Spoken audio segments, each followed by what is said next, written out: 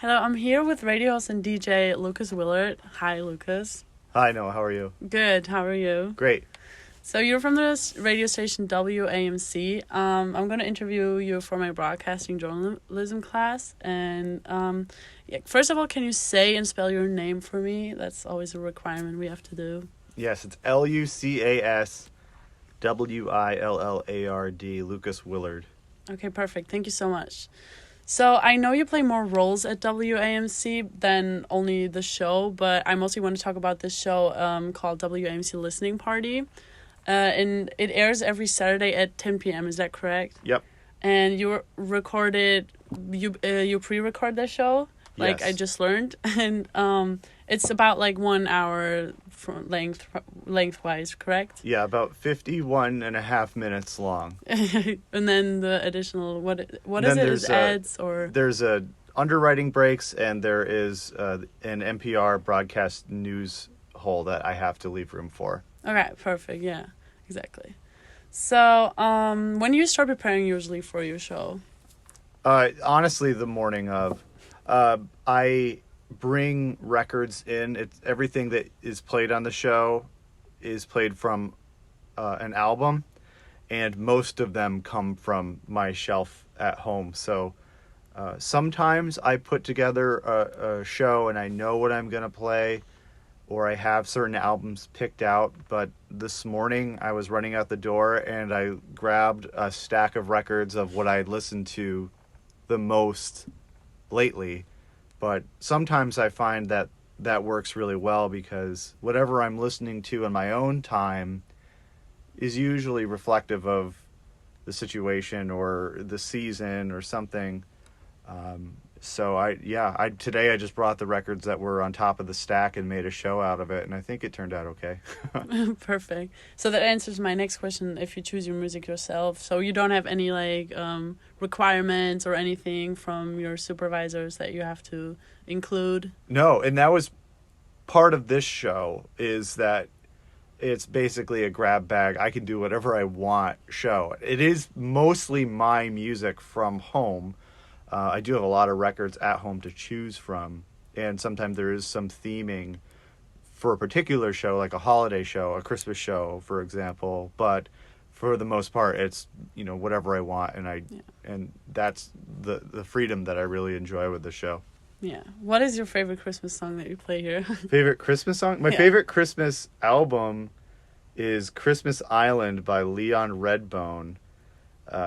And that was something that I grew up listening to with my family. And then a year or two ago, my brother found an old copy of it. And I was able to play songs from Christmas Island. Probably the song Christmas Island from Christmas Island by Leon Redbone is my favorite Christmas song to play here and to listen to. Okay, awesome. I personally don't know that song, but I'm going to check it out. You should listen to it. It's great, yeah.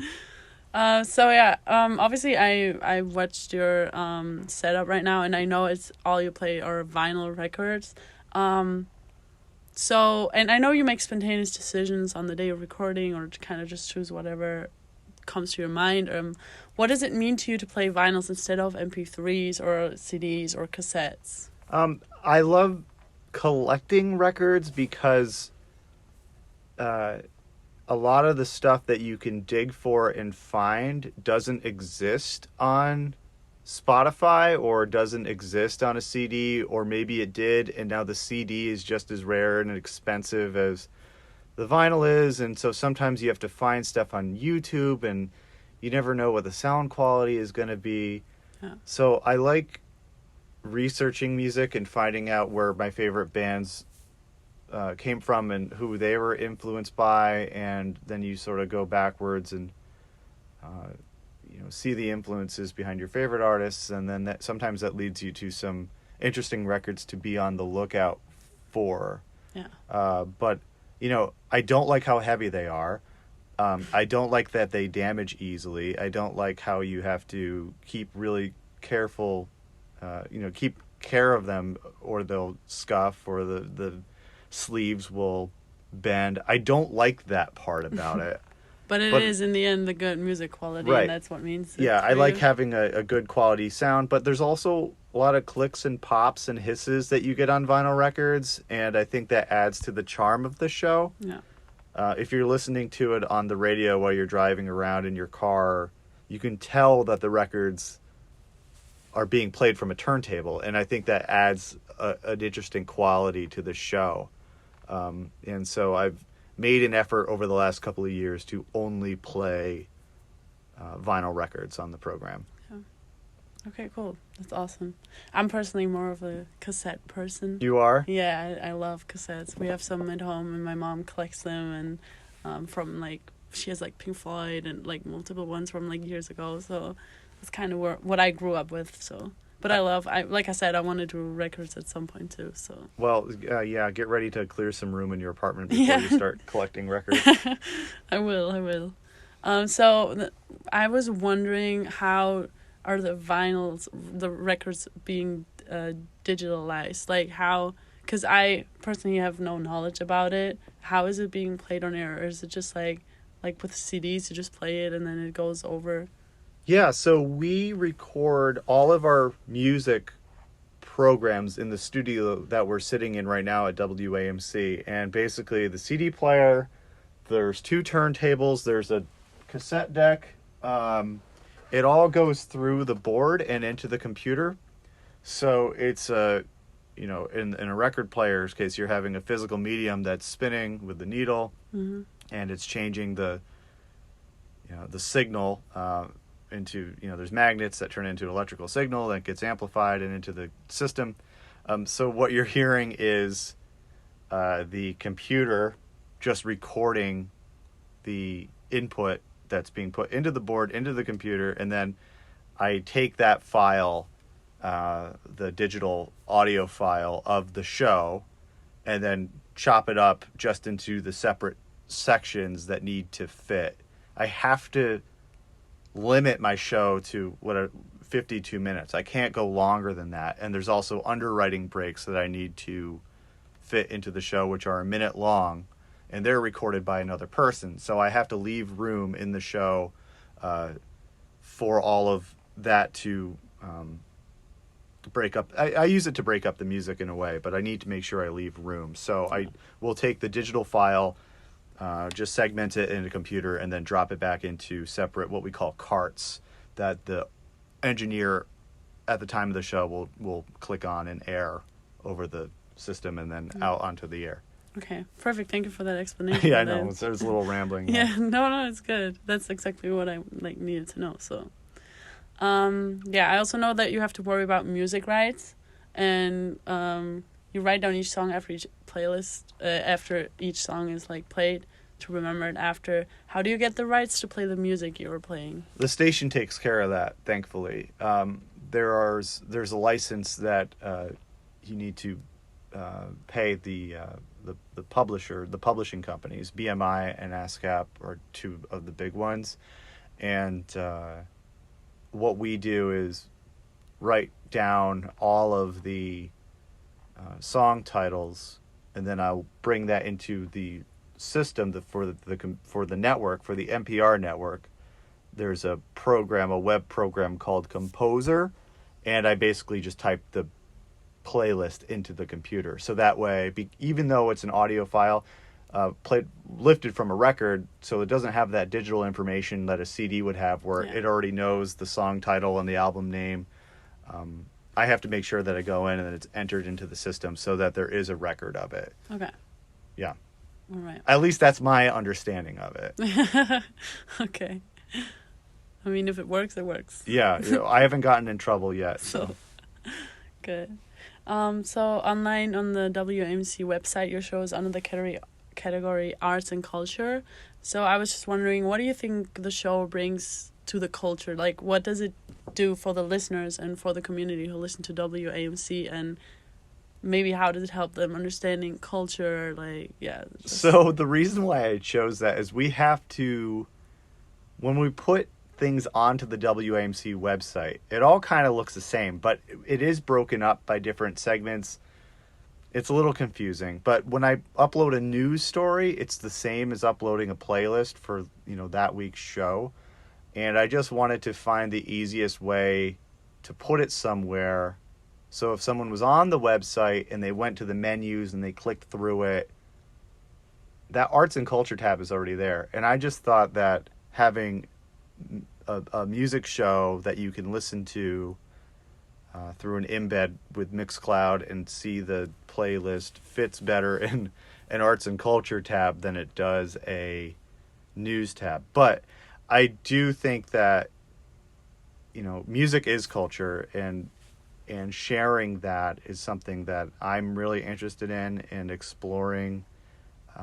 And so, I'm just doing my own little part to share the music that I like, that I think is interesting, with listeners who might want to hear something new or might want to hear, a record that doesn't usually get played on the radio. That's what I wanted the show to be. And so I don't know if I'm contributing to the culture itself, but I'm just sharing it. Yeah. Okay. That makes sense. Yeah. So, it means that music does have a big role in your life then, if I understood that right, correct? Yes. Yeah. I've always been interested in it. I play a few musical instruments in my own time, just as a hobby, but I've been collecting. Before I collected records, I collected CDs, and I started doing that when I was in middle school, and I haven't stopped. So the records are all on display at home. The CDs are all in a bin and taking up space in a closet because I don't even have a CD player anymore. I don't have one in the car. I don't have one hooked up at home. Yeah. But yeah, music and exploring music has always been an interest of mine. Cool. So regarding this show, I wrote down the question, what drives you when you wake up in the morning regarding the show? So I'd rather want to go into how do you feel about this? Because I know it's more of I don't know if it's more of a side hustle for you or if it's part of my job. So so it is part of your job. So what do you think in the morning, you have to come here and do the show? Is that excitement, or is it a routine, or So I do a lot of different things at the radio station. The first half of my Saturday is done in the studio. I anchor the local newscasts and a 1-hour news program. During the week, I'm running around collecting stories and producing radio stories. And so the music show, I do look forward to it because it's something different. It kind of feels like the cherry on top at the end of the week or at the end of my Saturday show. It's just different. Yeah. And it allows me, I'm fortunate because it allows me to really just explore my own interests and share that with people while doing it as a job. Yeah. And it's not a program like I was hired to, work DJing a certain kind of music on a certain kind of station. Because it's a public radio station, there's so much more room for creativity and different kinds of programming. And so I was just lucky to be able to get a time slot when they needed it filled. And I said, okay. And here we are. I've been doing this program for 2 years now. So. Oh, wow. Yeah. Okay. How long did it take you to learn all the technical essentials of working here? I mean, you said you're doing this show for 2 years. How long have you been doing the anchor work and all of that? I've been working with WAMC for almost 11 years. Oh, wow. Okay. And before that, I started in college. As soon as I got into college in my first semester, I was looking around to do a radio show. Okay. The technical skills for doing a radio show, you don't need to know that much. You got to know how to operate a couple of faders on the board and turn the mic on and off. And so technical skills, it doesn't take a lot, but it does take a while sometimes to get comfortable talking on a microphone. Yeah. And to get out of your own head. I think that's the best advice that people will say is just talk like you're talking to a friend. I don't even think I'm talking to anybody. I'm just talking to myself. Yeah. I don't imagine anybody that I'm speaking to. When I'm ad-libbing breaks, I'm just, I'm not trying to think too hard about it, because as soon as you get in your own head about it, it doesn't sound natural. It doesn't sound normal. You want to sound friendly, but as long as you feel like you're speaking, you're making yourself happy, I think for me, is how I do it. I just want to make sure that I sound okay, but I don't want to sound uptight or prepared. And there is a different style too between like doing a news anchoring and recording tracks for a radio story versus doing DJing. But I just kind of try and sound like me. And the easiest way to do that is not think about it too much. Yeah. Okay. That's really interesting for me, since I'm like looking to get experience and everything, kind of looking what the next steps would be for me to get this experience. So thank you for that. I mean, I asked you already, what's your favorite Christmas song? Do you have any songs that are like annoying for you that you still play, or is that not really the case? I don't know if I have songs that I consider annoying that I play, but I'm sure other listeners will find them annoying. Yeah. And because this show, the WAMC Listening Party, is so all over the place, I'll switch from, like a traditional-ish kind of folk song, and I'll play, a heavy metal song in the same show if I want to. When I first started, before it was on Saturday nights, we did one show in the morning on Saturday at like 7 a.m. And that was a shock to a lot of listeners who didn't like it because it was early in the morning. They're used to the news, or they're used to a quieter, more mellow show. So when I get on the air and start playing rock and upbeat jazz music and stuff, they didn't like it. And then when I took over the Saturday night show, there was a different format before this. So I had listeners writing in saying, why are you playing this kind of music? Some people really liked the change, some people didn't. But I don't play anything that actively annoys me. Okay, yeah. But makes sense, I'm sure that I annoy some other people. So do you have interactions with listeners? How do you have interactions with listeners? A lot of times they tweet at me. Mm-hmm. I have just a Twitter page that I use for a lot of my work stuff, and listeners will find me there. I've also mentioned it. When I started the show, I would plug my Twitter page because I actively wanted to know what people thought. Okay, and some people were sending me, requests, or they said, I like the show, can you play this next week? And they wanted to know more. So that's been really nice. And I get emails too, just through the station and my publicly available email address. People have found me and sent me emails saying that they really like the show. And that's always a surprise, and it's always something that I really appreciate. Yeah. Do you respond to song requests? Like, do you actually try to play the songs if you have them on your records? Yes, I have received requests for certain artists, and I have made them try and make sure that I have something, the next week to make the listeners happy. It doesn't happen too often, but sometimes it does, and I try and do my best to make that happen. Okay. I have two more questions. One is just more kind of interesting for me. Do you meet a lot of people with accents in radio? Because I think, meanwhile, it has changed, that there used to be like this like idea of the perfect radio host, and with like the perfect voice and the perfect like accent and everything. But for me, like coming from Germany now, it's kind of interesting if I could have a career in the US. I think so. If you listen to WAMC in a regular news hour, we hear reporters from the UK with BBC. Every news hour, Midday Magazine, we lead off on the weekends with the BBC newscast, and they have reporters not just from the UK but all over the world. Yeah. Just across New York State, everyone has different accents. I'm bust on my colleague Jim Levulis a lot because he's got a Buffalo area, Great Lakes accent. Yeah. So I kid him sometimes. But I have a flat capital region, Eastern New York accent. And, we have colleagues that we work with from Massachusetts, and they have, at other stations, they have noticeable New England accents. Mm-hmm. And people up in Vermont and Northern New York have a Northern New York accent, and people from the New York City area have a New York City accent. So certainly, I think there's room for people with accents. I don't think that there is an ideal, at least in the world of public radio, of what you need to sound like. Okay. I don't think so. I haven't had anybody complain about my accent, but I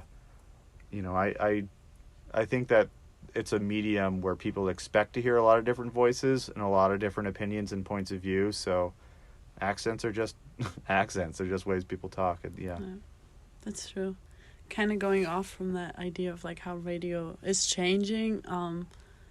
Do you think that radio will survive in the like media and digitalized times we live in right now, and with like all the apps and the live streaming we have, and do you think that like the idea of radio with like radio towers to transmit the radio signal over the air, like, do you think that will survive? I hope so, and because it's so accessible, you don't need a high-tech piece of equipment to get a radio signal, whereas you might, if you want to listen to satellite radio, you might need a fancy car, or if you want to listen to a streaming service, you need an internet connection and an iPhone. So I think that's how radio has been able to stay alive. Is it the same as it used to be? No. But I also think that WAMC, I'm very fortunate to work at a station that has a large and dedicated audience. And we get feedback from listeners all the time in every aspect of the things that we do here. So we know that they're engaged. And the challenge is to keep new listeners coming in. And the best way to do that, I think, is just to tell stories and make programming that people of all ages can find interesting. And you don't have to please every single person with every single segment. If I play Black Sabbath on my radio show, it's not going to make someone who listens to, the current events in the morning necessarily. It might be the same person, but it's I'm not trying to make particular people happy. Yeah.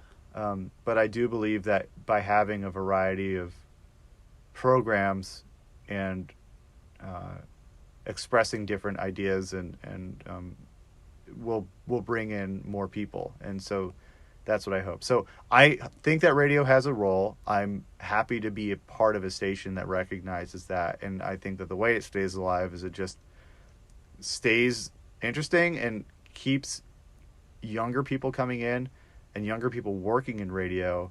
And, people get older, radio gets older, but new people are always coming in. So it's just about keeping up with the times, really. Yeah. We do a lot of stuff online, and I do share the show online, and a lot of people listen online, which is great too. But as far as terrestrial towers and a broadcast signal, I hope that it sticks around. Yeah. Okay. Well, thank you so much. That's it for my interview. So I really appreciate it. Thank you that I could shadow your show today and for having me here. So I really appreciate it. Thanks for coming in. Thank you so much, Lucas. Mm-hmm.